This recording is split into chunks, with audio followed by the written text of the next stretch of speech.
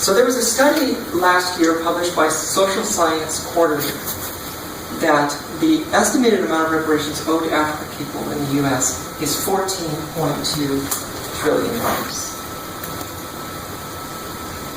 White people owe reparations, but not only for the enslavement of Africans, we owe reparations for the ongoing colonization of Africans in the United States.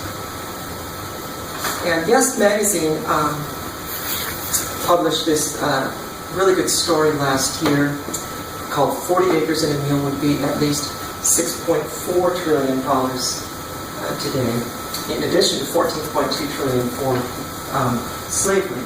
And hopefully you'll have a chance to look at this graphic. It has a lot of really good statistics in it. But I want to talk about a few things in it. Now, it seems to me it's not enough for whites to say we agree with or support reparations. We could leave today and say, yeah, this sounds good. Let's put some pressure on the government to pay.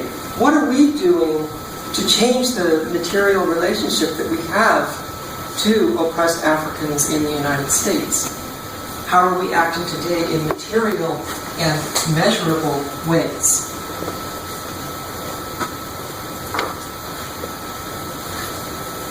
So when we pay reparations right now, this goes to the struggle of African people for power so that they can get that $14.2 trillion check, but also so that they can build a dual contending power, so that they can have programs that benefit African people who have been prevented by the existing system from gaining access to the resources that are necessary for life.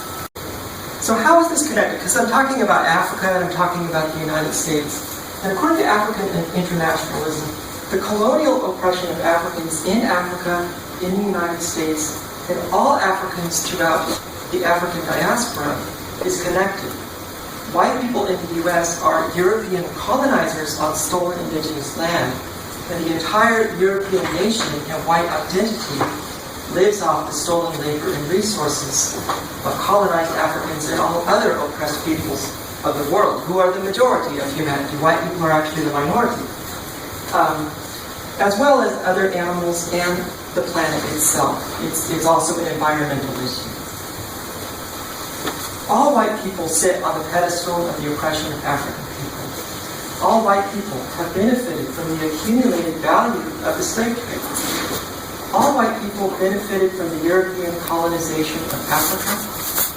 We all benefited from the European genocide against the indigenous people of the Americas and the theft of their land.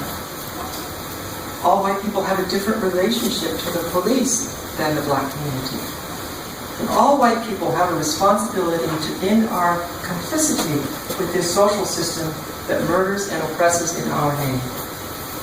All white people have a responsibility to stand in solidarity with African liberation.